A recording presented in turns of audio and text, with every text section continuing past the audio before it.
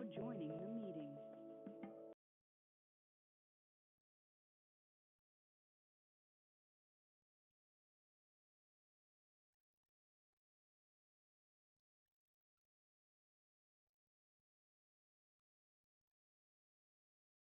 This meeting is being recorded.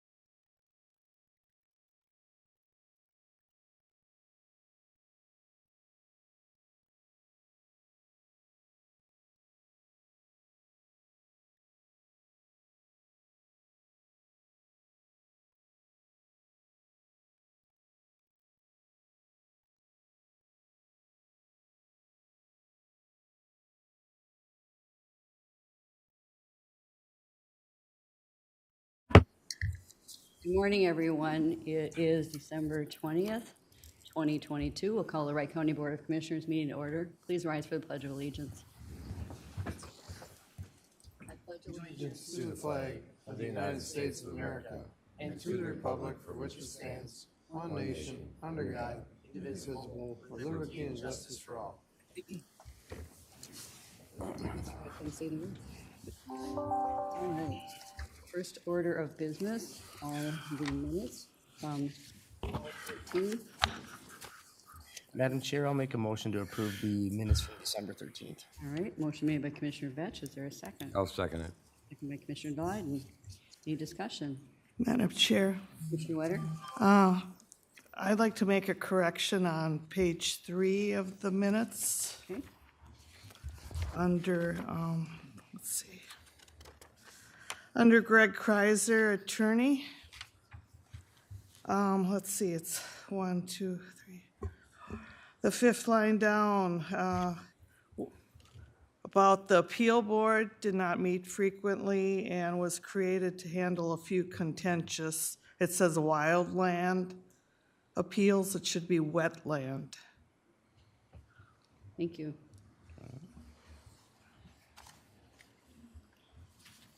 All right, anything else? Hearing none, all in favor? Aye. None opposed? Minutes are approved. Moving on to the agenda. The consent Anything agenda. that needs to be, I'll make a motion to approve today's agenda as presented. all right. I'll Motion made second it. By Commissioner Vetch, second by Commissioner Delighten. Discussion? Hearing none, all in favor? Aye. The agenda is approved. Consent agenda. Would anyone like anything removed for further discussion? I'll make a motion to approve the consent agenda. All right, motion made by Commissioner Delighten, I'll second. second by Commissioner Ketchmark. Discussion? Hearing none, all in favor? Aye. All right, none opposed. The consent agenda is approved. Moving on to our timed items, we have Mr. Attorney Greg Kreiser. Yes, Madam Chair, members of the board, this is more of a cleanup item from last week's decision to amend the joint powers agreement with the Soil and Water Conservation District. In talking with Tim Dahl, our risk manager, he indicated that MCIT would like to see a resolution formally dissolving it from the county. So this is the resolution before you to formally dissolve it and to request that MCIT membership for the Wetland Appeal Board be rescinded. Madam Chair, I'll make a motion to approve a resolution dissolving the Wetland Appeal Board. I'll second. Motion made by Commissioner Vetch, second by Commissioner Wetter. Is there any discussion on that? Madam Chair, Commissioner Wetter? I will say that the SWCD met last week, and they did agree with all this, and 100%, so. All right. Good to know. Any other discussion? Hearing none, roll call vote. Commissioner Ketchmark? Aye. Aye. Aye. Aye. Aye. Resolution passes 5-0. Thank you. All right. Our next item, we're a couple of minutes ahead of time, but Mr. Virgil Hawkins, Highway Engineer.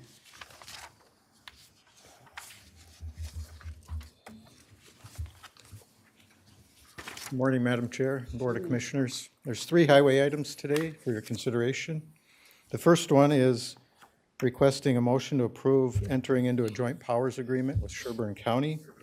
And this is related to the Central Minnesota River Partnership, which recently decided to proceed with a planning and environmental linkages study along Highway 25 corridor. And this joint powers agreement kind of outlines the responsibilities for each agency to get that done.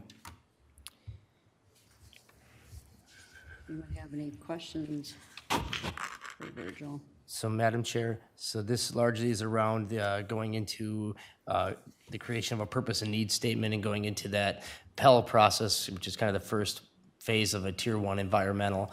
And with Sherburne and Wright County being the LGUs, we'd be the authority then that would need to apply for it, hence the reason to need to create this JPA. Correct. I'll make a motion to approve it. I'll All second. right, motion made by Commissioner Lyden, seconded by Commissioner Wetter. Any discussion? Hearing none, all in favor? Aye.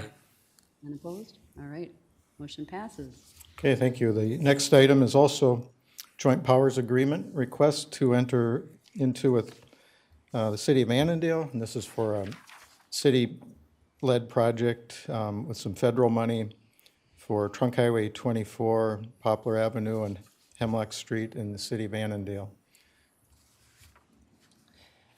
Madam Chair, I'll make a motion to approve the joint powers agreement between Wright County and the city of Annandale for Trunk Highway 24 and Poplar Avenue. I'll second it. Motion made by Commissioner Vetch, seconded by Commissioner Lyden. Madam Chair, Yeah, are they going to put a roundabout in that area then? Yes. Is that what it is? Okay. all right, Madam Chair, Commissioner Wetter. so if I understand this right, it's just pass-through funds, we're holding the money for Annandale? Correct, yeah, because there's federal money involved and there's a city under 5,000. It's required that a county be the pass-through agency for the federal money. Okay, thank you. All right, any other questions? Hearing none, all in favor? Aye. All right. Then we have a resolution.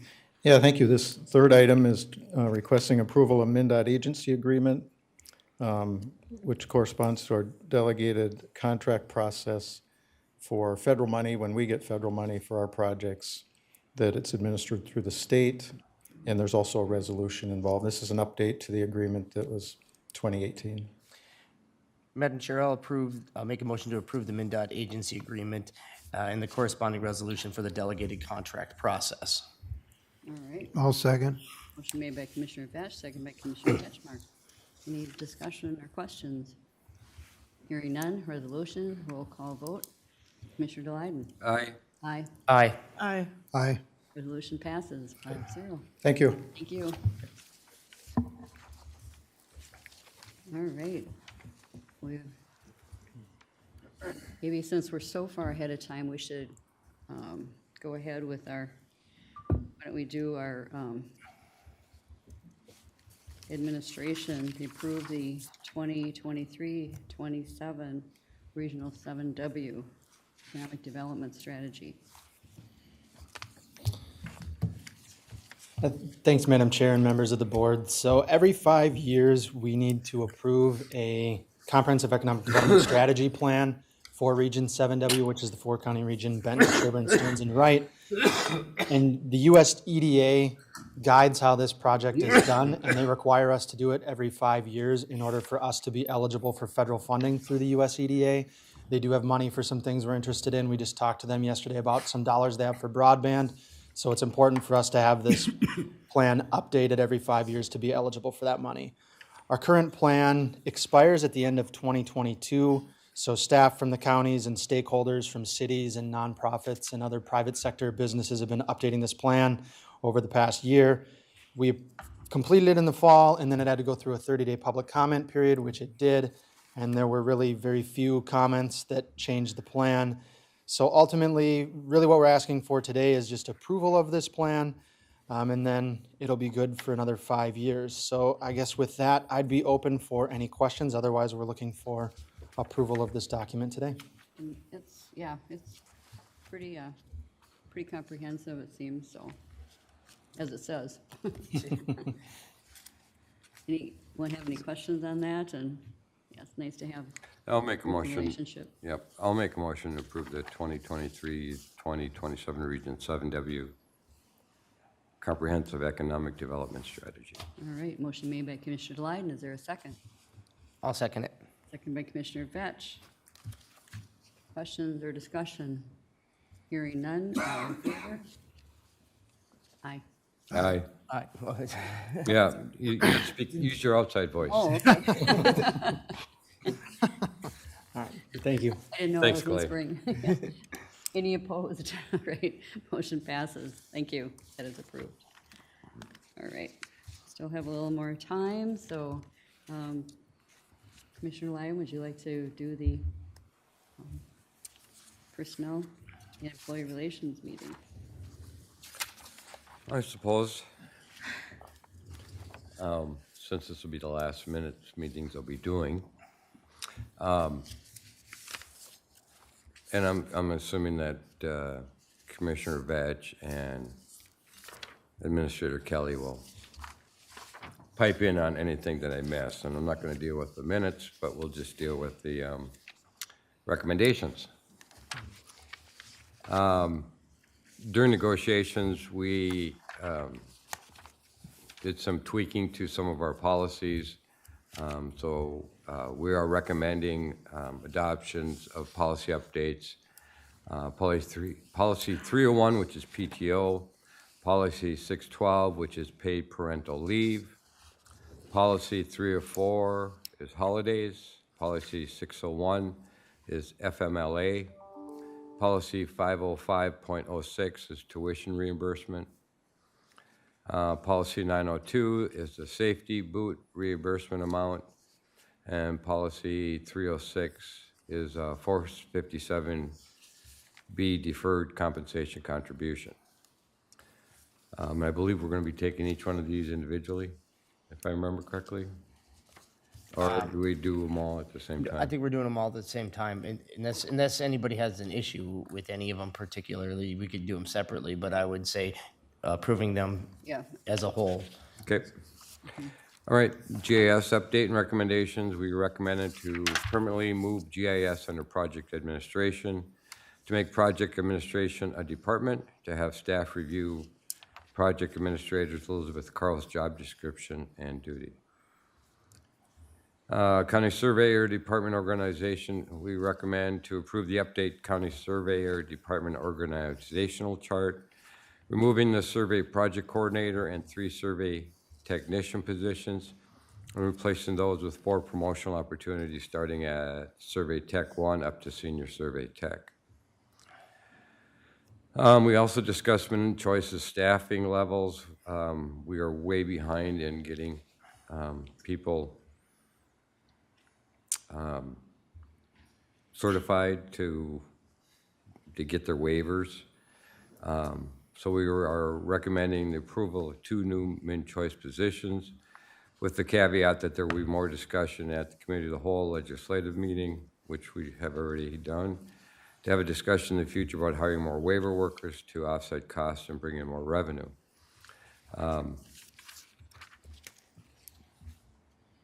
Funding for this is actually through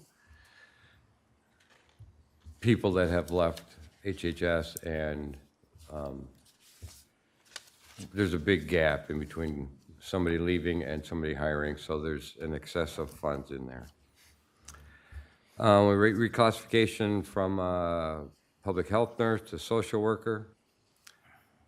That was a recommendation, and government center cafe, an RFP. Our recommendation was to direct staff to send out the RFPs to the public with the removal of the requirements for the cafe to be open 5 days per week, and add the options for revenue share and negotiable rent.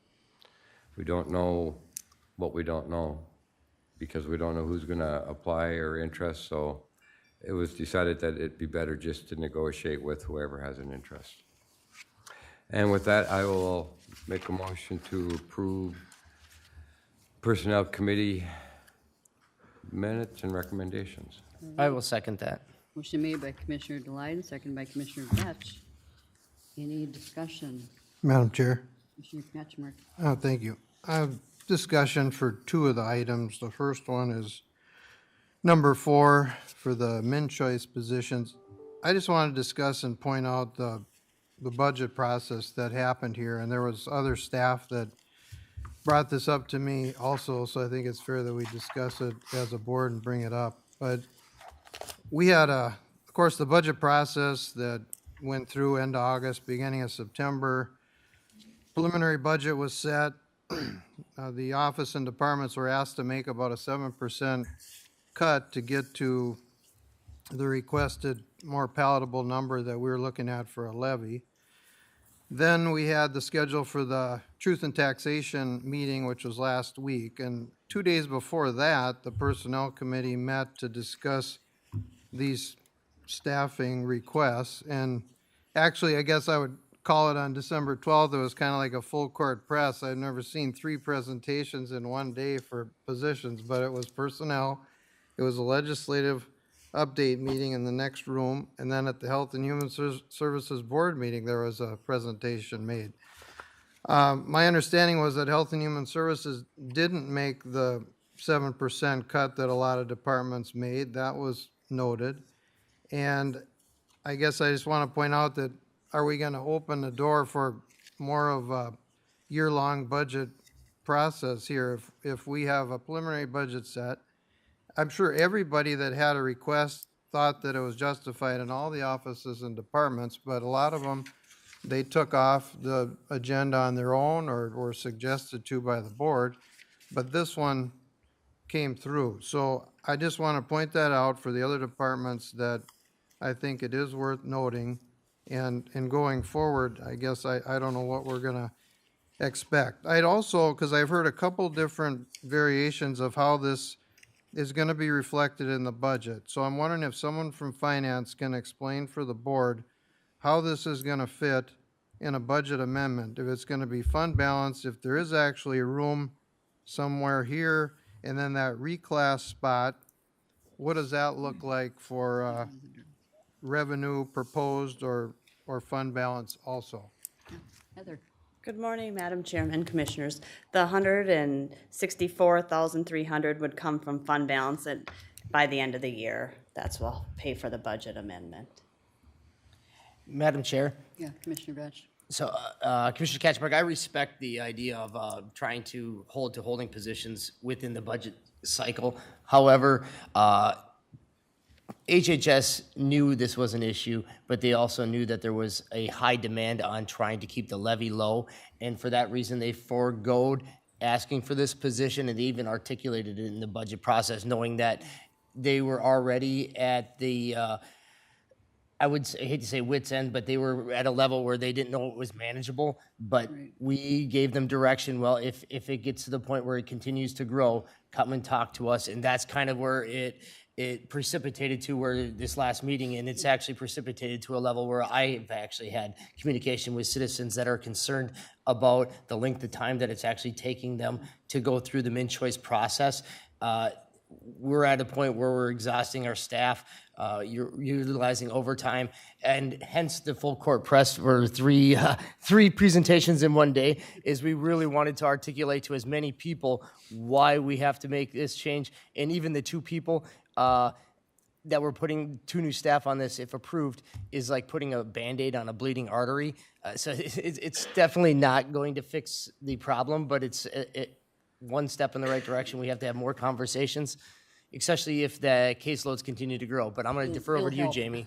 Right, I'm not going to make a 4th presentation, I promise. What I will say is, well, a couple of things, and absolutely, I mean, I think we would rather not be in this position either. One of the things that was not presented at the time, in which Commissioner Delighten was referring to, and I'm thinking that probably Heather can substantiate, is every year we have a higher budget in our salary line than we actually use because of staff turnover. This year, I think it's the highest I've ever seen. I would anticipate going into December with, at the point that we were looking at it, there were, I think, 2 paychecks, and now we would have anywhere between 850 and $1.1 million remaining in our salary budget, unspent, at the end of the year. So I think, and I think we've seen this every year, I mean, usually not that high, but in a couple of $100,000. I don't make the request lightly.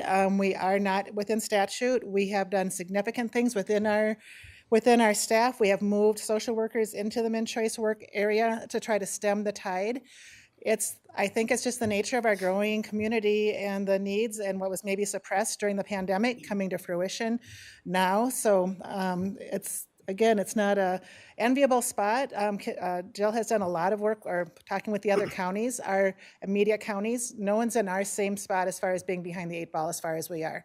The articles that ran in the Star Tribune regarding some of the metro counties, at this point, they're ahead of us as far as meeting the percentage of people meeting the 20-day threshold for getting a min-choice assessment done. And I would like to point out the other item that was pulled, which was the public health nurse going reclassified into the social worker. I'm not sure what it looks like on the actual budget sheets.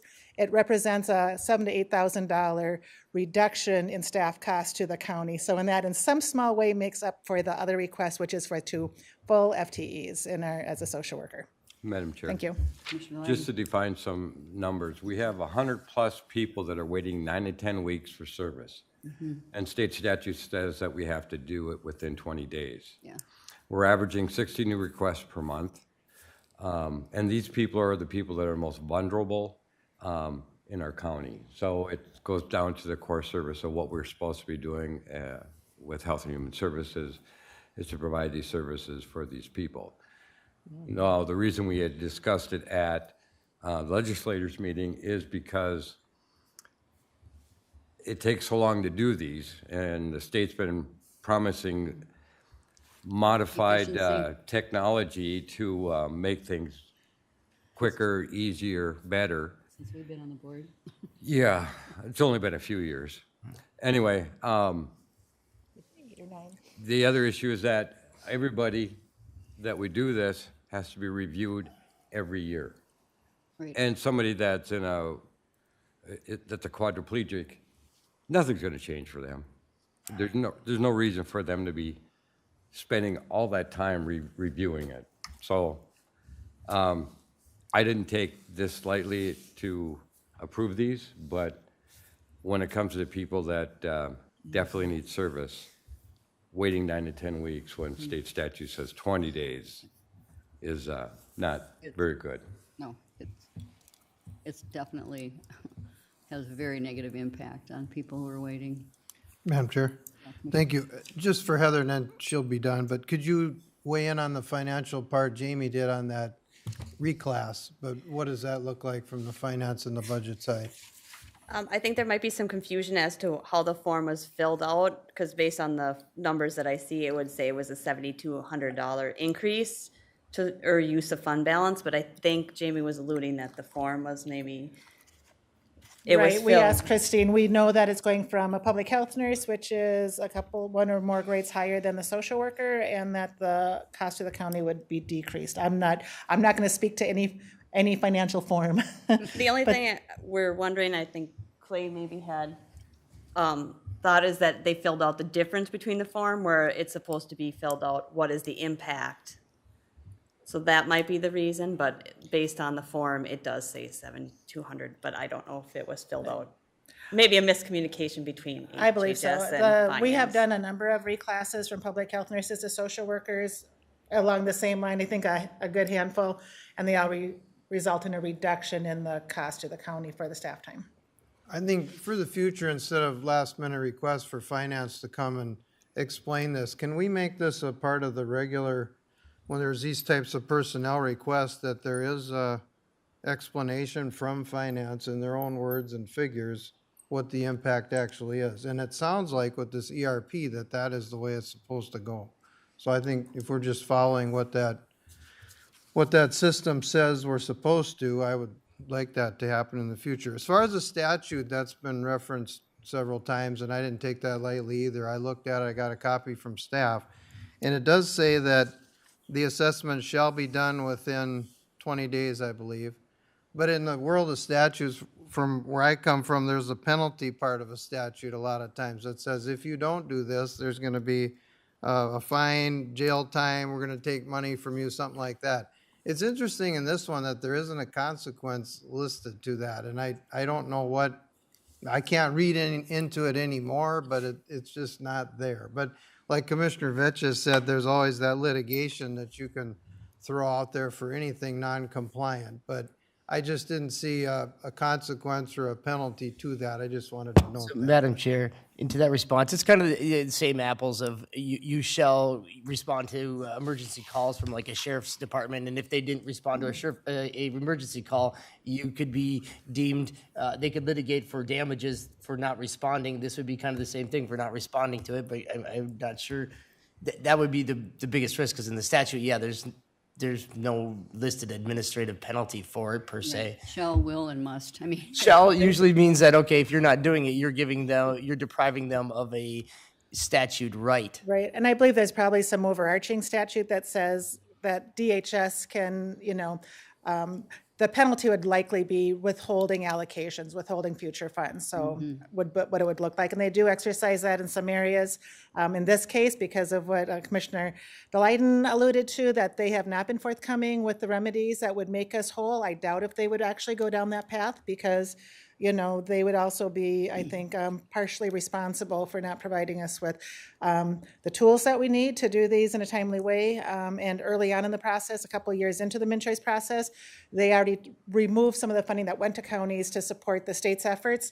And so far, we haven't gotten anything from that. So I think it would be a difficult case for them to make to penalize a county at this point. However, they probably do have the muscle to do that at some point in the future if they so chose. I would rather not be in that position. I would rather just help the people as they need it and be within. And we have been within the time frame for several years. It's just been it's been a big push lately, and we're falling further behind. thank you. Madam Chair, Mr. Ketchmark? I don't have anything else to hear. I mean, I see they're starting to line up, and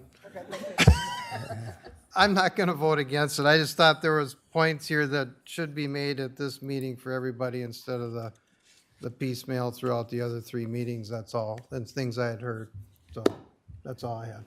And Madam Chair, I appreciate your support on this, Commissioner Catchmark, and I think you understand too that it's been well articulated on the need for it. And I think your points are all well made in terms of trying to avoid these types of situations, and they're well received. And we're hoping that the legislators will Right. start getting some things fixed. Correct, thank you. All right, we have a motion and a second. Any more discussion? Hearing none, all in favor? Aye. None opposed? All right. Minutes and recommendations are approved. Moving on to, I had one more. I wanted to talk about the number 6. Was another one I wanted to discuss. The cafe space. I just was hoping for a little more employee feedback since we did the food truck concept last summer. It seemed to be well received.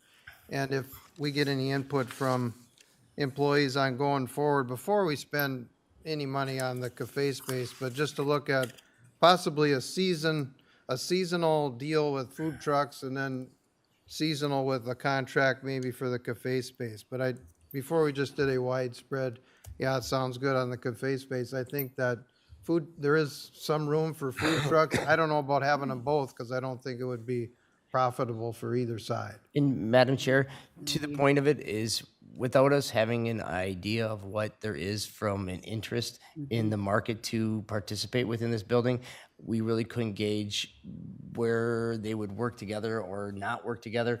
I think we'd have a lot more information to take back to staff within the county after we put out this RFP and see what comes back. Then we can have conversations with staff within the building and interest in how maybe that could blend with food truck use or just how the cafe space could be best utilized based on employee thoughts.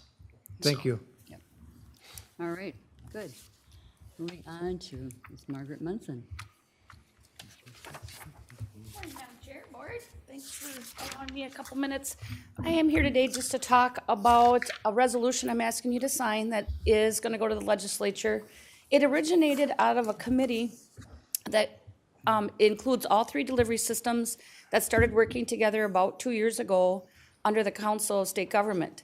And it was to do a unified front to go to the legislature, say fully fund our community corrections and probation. So we got into the legislature, got in the House and the Senate, got moving last year. It kind of stalled out and said, go back and make a formula so it can be a sustained funding for years to come.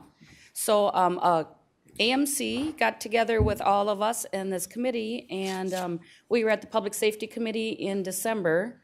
And AMC is asking all 87 counties to sign this resolution to support fully funding field services and probation in the state of Minnesota. And so I'm here today just to ask you to sign it. It's hold harmless to you guys. You're just supporting the fact that at the legislative level, you do support that the state will fund probation. That's a great idea. So we have a resolution before us. Madam Chair, I'll make a motion to adopt a resolution endorsing the efforts of Community Supervision Work Group and urging the legislature to pass a new funding formula and significant appropriations during the 2023 legislative session. I'll second. Thank you. Motion made by Commissioner Batch, seconded by Commissioner Ketchmark. Any discussion or questions? Hearing none, roll call vote. We'll start with Commissioner Batch. Aye. Aye. Aye. Aye. Aye. Resolution passes. Thank you. Yeah, this has been a lot of heavy lifting for a couple of years, I know. For a few years, actually. Thank you. The session starts in less than 10 days, and I will be down there with our signed resolution and passing it on. So, Yeah, thank you. All right. Back to our committee minutes, legislative meeting of the whole. Commissioner Vetch? So, Madam Chair, on December 12th, we met with a variety of legislators across Wright County.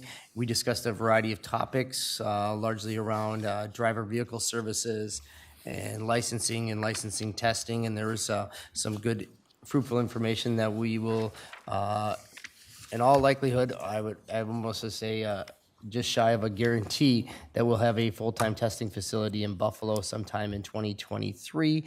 More details to come on that, hopefully in the months ahead. We also had, and we wanted to take that moment to thank the Wright County legislators for their efforts in helping make that come to fruition. We also had some discussions around broadband, and we had some discussions around min-choice assessments and the power plant and the energy transition, along with a couple of other topics as well. But with that, Madam Chair, I'll make a motion to approve the minutes from the December 12th Legislative Committee of the Whole. I'll second. Motion made by Commissioner Batch, seconded by Commissioner Wetter. Any discussion? Yeah, I thought we had a very fruitful conversations, and I really felt like they listened, so. All right. No other discussion? All in favor? Aye. Any opposed? All right, thank you. Minutes are approved, and it was information. All right, moving on to our resolutions, setting elected official salary. I guess I'm up, so, Oh, I'm sorry. Yeah. First, we have the minutes, yeah. okay. First of all, we took several, the elected official salary into consideration. First up was the county commissioners, and we thought about a flat increase versus a percentage increase, and came up with just a reasonable increase of, let's see, $2,750. And that was the recommendation to increase the county commissioners' salaries. Then the sheriff, we talked about the sheriff and his duties and his salaries, of course, and also Chief Deputy Matthew Triker.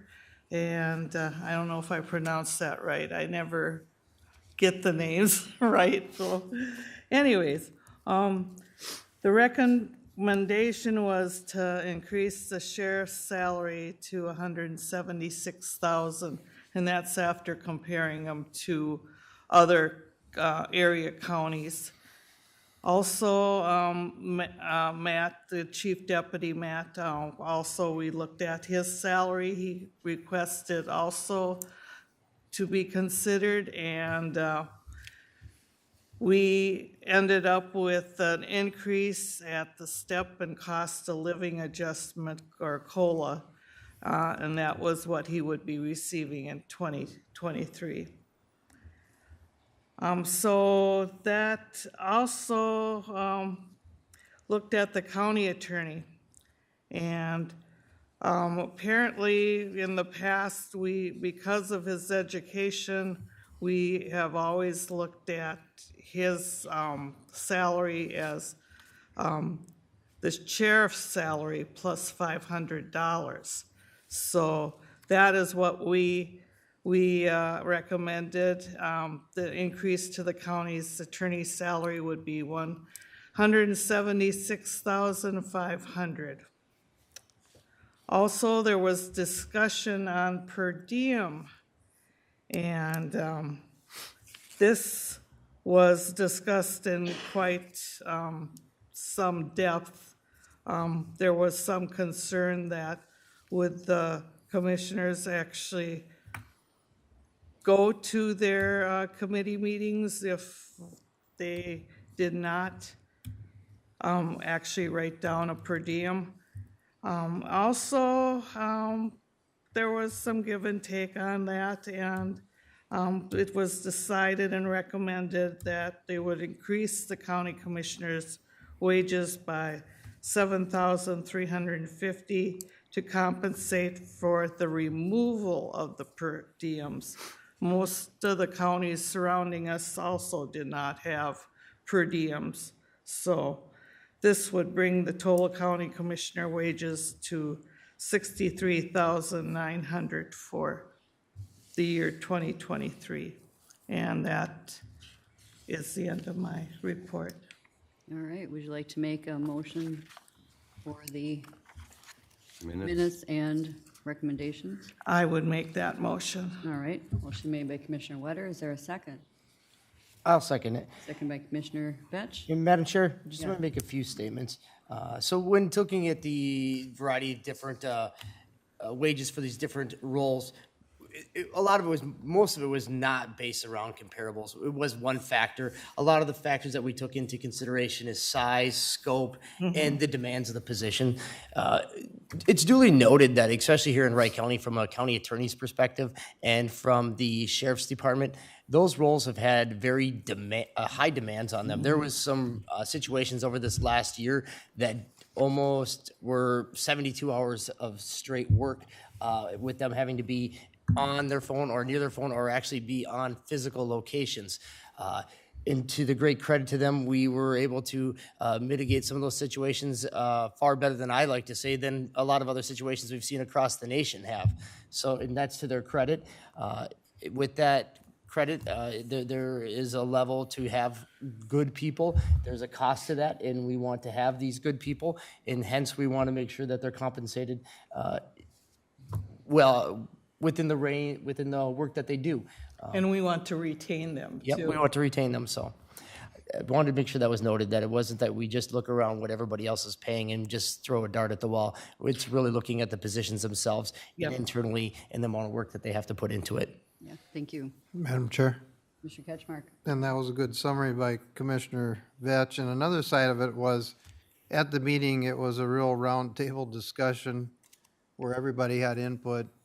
And I would want to acknowledge the minute taker, Lane, that she did a great job in summarizing all the points and the different directions that the meeting went at different times. And that's not easy to keep track of with the 10 people in there giving input for however long we were there. But I'd say if anyone else has a question, read the minutes, because it was a good summary, and any other questions, I'd be happy outside the meeting to discuss what our findings were on the salaries for next year. Thank you. Thank you. All right. If there's no more discussion, all in favor? Aye. None opposed? All right. Minutes and recommendation are approved. Moving on to the resolutions setting the elected officials' salaries. Madam Chair, I'll make a recommendation to approve the resolution setting the county attorney's salary for 2023. All right. Motion made by Commissioner Delight. Is there a second? I'll second it. Second by Commissioner Vetch. Any discussion? Hearing none, roll call vote. Commissioner Wetter? Aye. Aye. Aye. Aye. Aye. All right. Resolution passes. Next resolution for the county board salary. The county board, I'll make a motion to approve the county board resolution for compensation.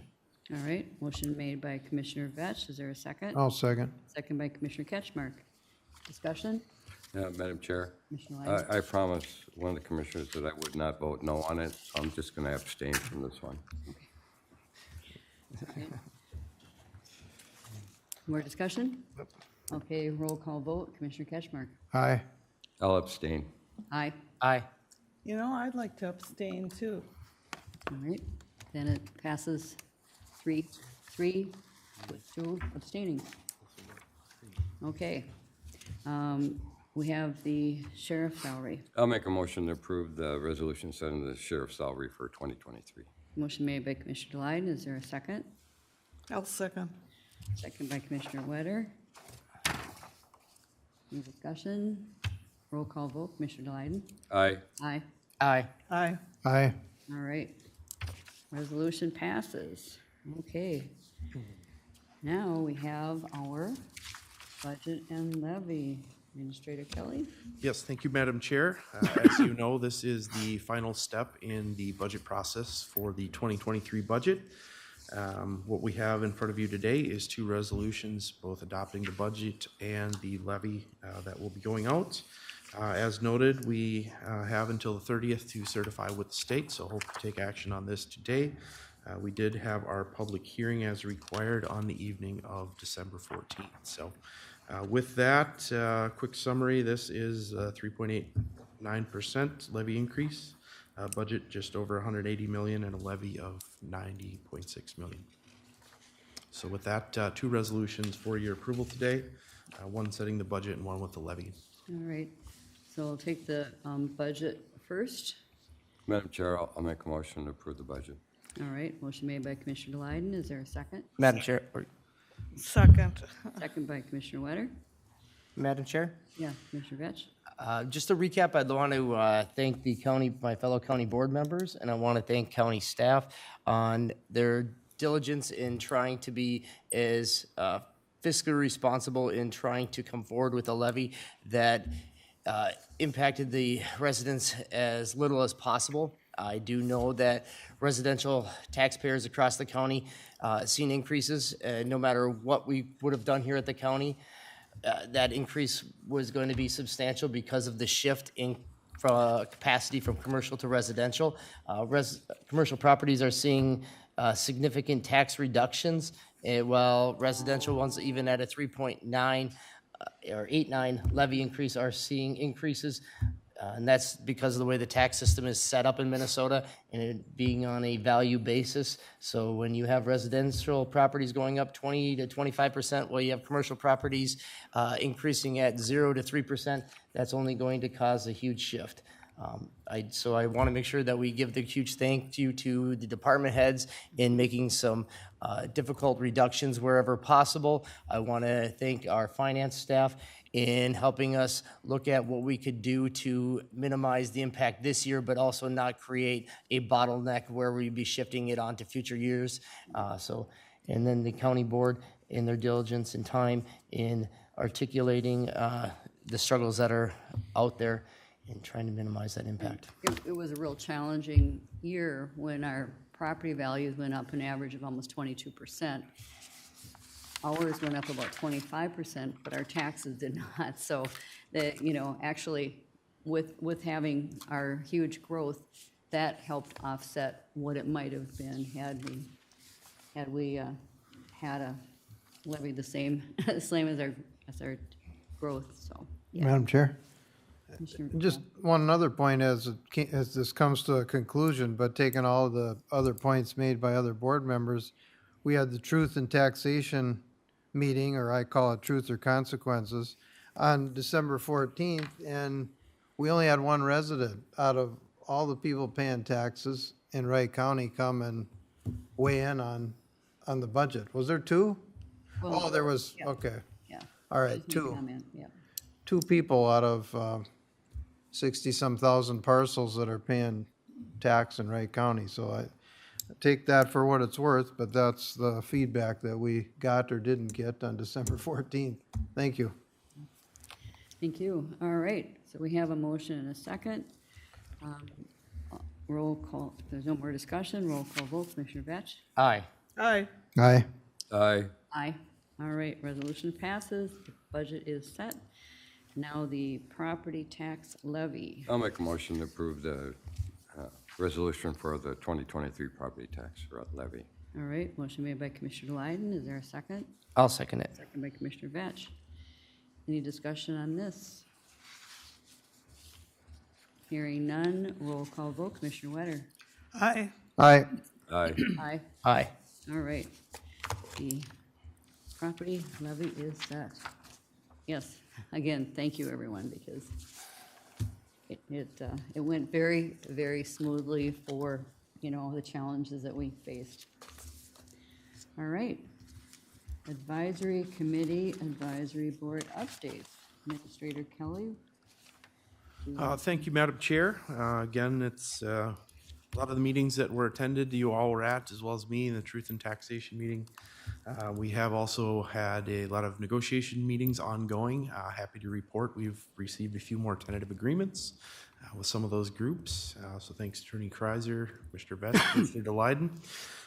Working through those, so you'll see those on an upcoming board meeting here. And hope you can stay out of the snow and stay warm.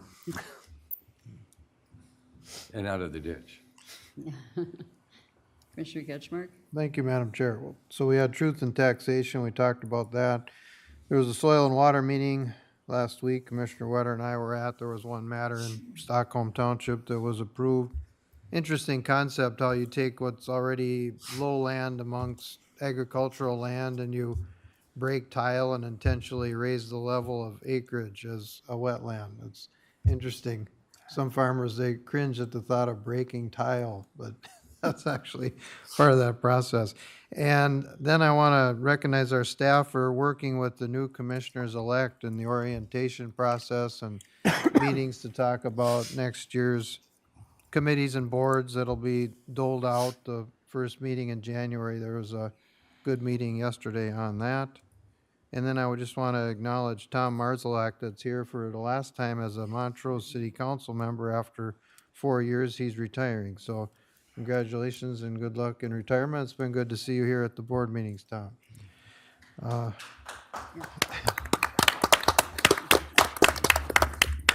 That's all I had, Madam Chair. All right, Commissioner Wyden.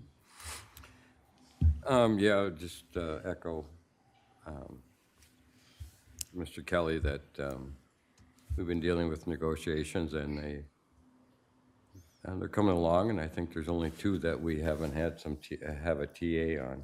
So hopefully after the first year, which are the next meetings, that will accomplish. And tomorrow I'm on the radio for my last time, and I intend on pumping up the 3 retiring commissioners on how great we've been, and I don't know if anybody will ever be able to replace us. It's been fun. I think that's about it. Oh, planning and zoning was on Thursday last week, was my last one. Things are going well, I think, with the planning and zoning. There'll be a number of things after the first year. I know that it'll get some attention, but I think it's going well. All right, well, we had the opioid settlement committee met last Tuesday. I was there via Zoom, but yeah, it's a good active board. We've got a survey out there that we'd like all our citizens possible to take it, and it's essentially the way that we're going to be spending when it's all in, 3.8 million on the different prevention, education, emergency services, that kind of thing. So if you can, please take the survey. It's only a few minutes long. It's pretty simple. Then I met with Chatham Township. I told them I'm on my farewell tour, and they said, "You got any tickets left?" And I said, "I think they're all sold out." So anyway, and then mentorship, education, and drug awareness met, and we have I'm stepping down as the chair of that committee. So we have a new chair, and Kaylee will do a great job. So they've been really working to get relationships with the schools, and we have, some students that are interested in being mentors for their fellow students. So that's good. Also, Central Minnesota EMS met, and we're getting almost to crisis mode with funding because we have not had stable funding from the state, and the seatbelt dollars only go so far, so we haven't been able to do the grants and things that we used to do. So hopefully, working with the legislature, we can get that more stable funding. A lot of these people in the more rural areas, they get, they might be milking cows and they get the call to, respond to some kind of a situation. So a lot of them are more in the volunteer, and so be good to get some stable funding. And I guess then we had an EDA meeting yesterday, and a lot going on. Commissioner Vetch. So last week, outside of a lot of union negotiation meetings, but Wright County Economic Development Partnership, we met on Friday. A lot of the discussion was around the challenges with the Wright Tech Center and the funding challenges that they're having. School districts, as everybody knows, is really struggling. They're having difficult times passing operating levies, much less the funding from the state has been flat. And it's even compounded worse for the tech center because the tech center doesn't have levying authority for their funds, and they're at the mercy of the school districts in terms of what they're willing to help fund in this organization. And when school districts become very cash strapped, it almost compounds twice over to the Wright Tech Center.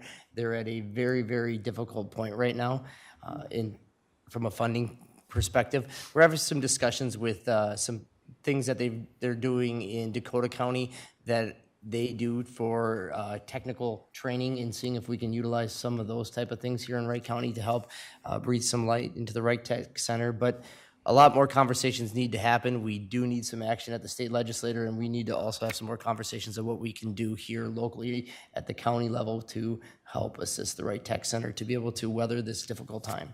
And they have done just amazing, given amazing training opportunities, and kids graduate from high school and they can go into a career. So, yeah, hopefully they can solve that problem, because they've been 50 years now, or 51.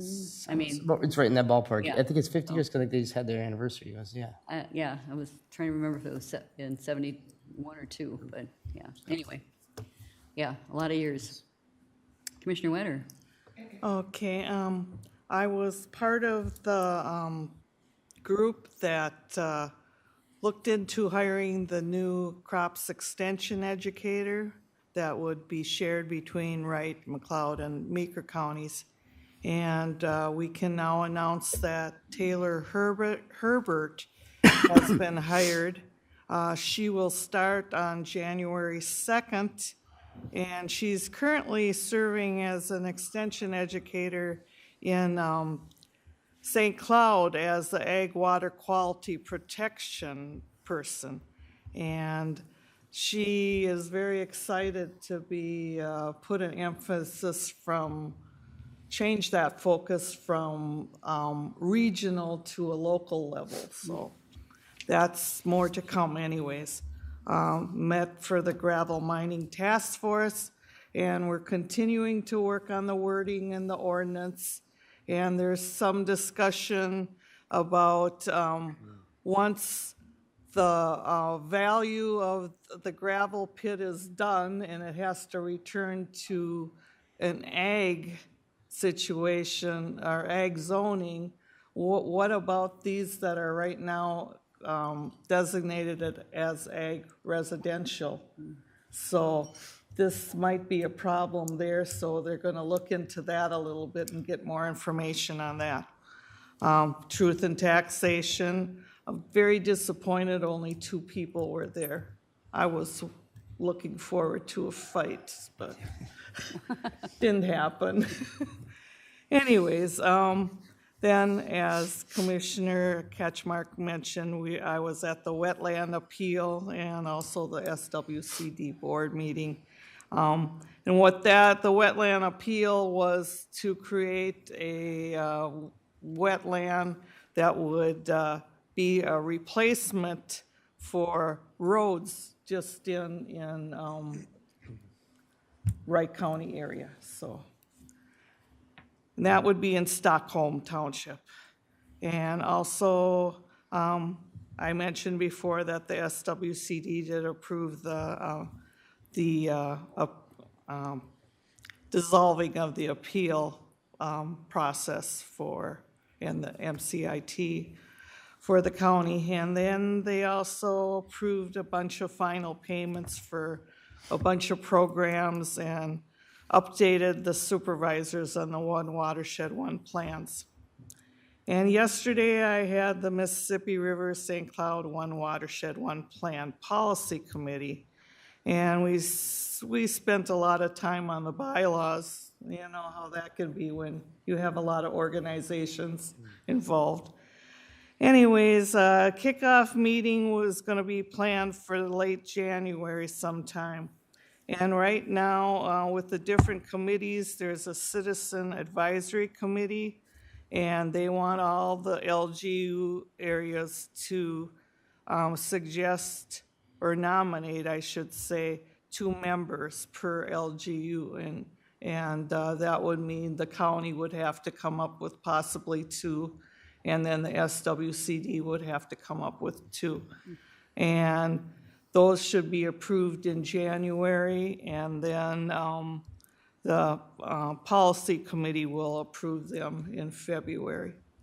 So that's all I have to report at this time. All right. There's nothing else to come before the board. We're adjourned at 9:56. Thank you all very much.